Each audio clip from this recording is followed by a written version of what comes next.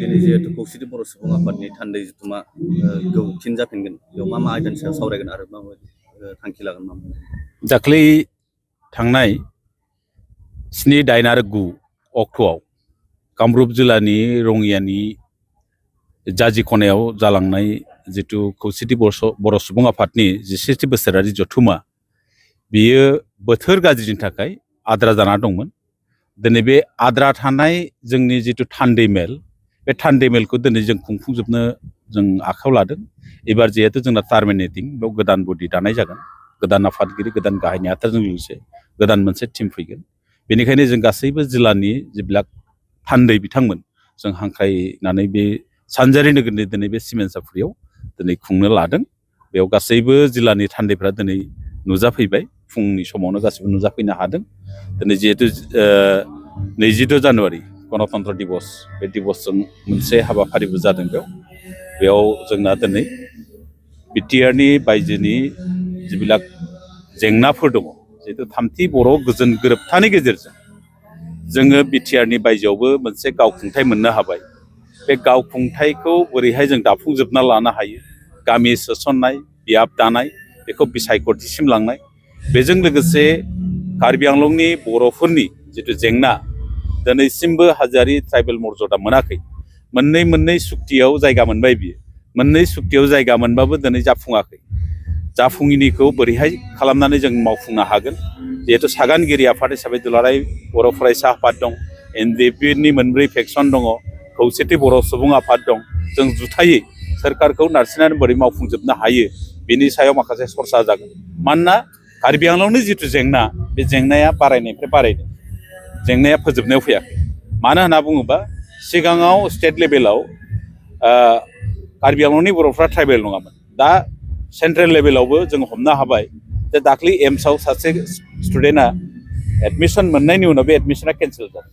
मानोना नेसनेल लेभेलावबो कार्बि आंलंआव रायजो जानाय बर'फ्रा ट्राइबेल नङा होननानै बे गनायथि मोननाया जोंनि थाखाय दुखुनांथाव। बेफोर बाथ्राफोरखौ जों सरसायाव लाबोगोन।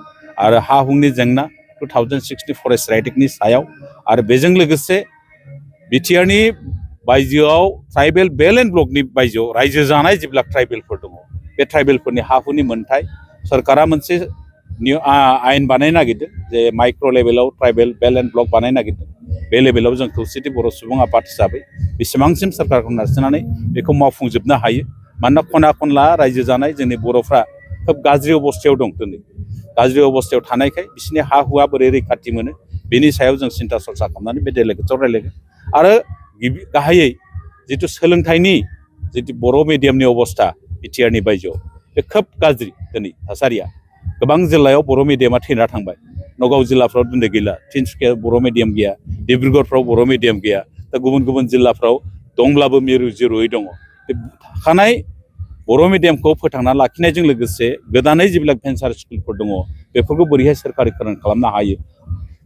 मानोना थामथि बर' गोजोन गोरोबथानि गेजेरजों बिटिआर सुक्तिनि गेजेरजों 6.3 दासिमबो इमप्लिमेन्ट खालामनो हायाखै।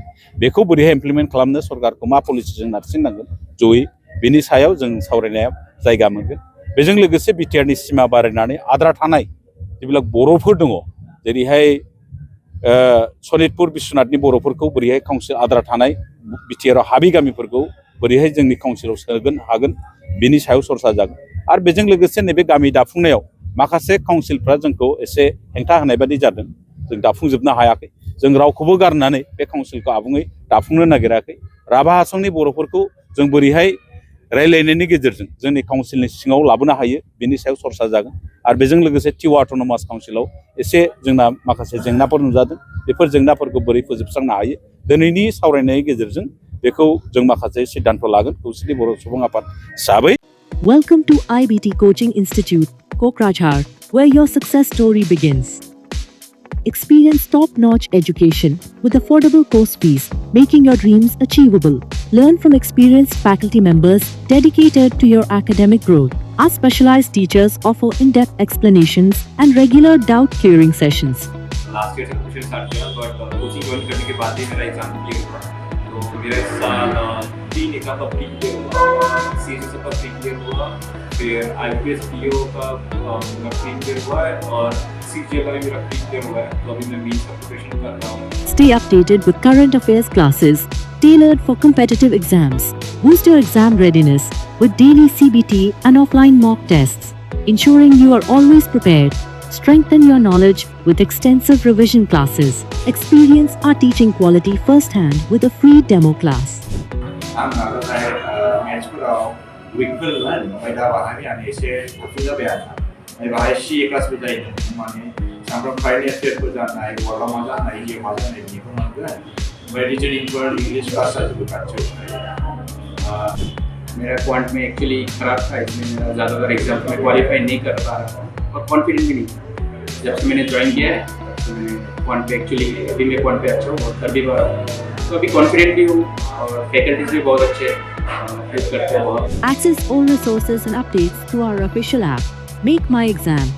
Receive comprehensive course materials and monthly magazines at no extra cost. Join India's #1 coaching institute with proven success in SSC. Our achievement.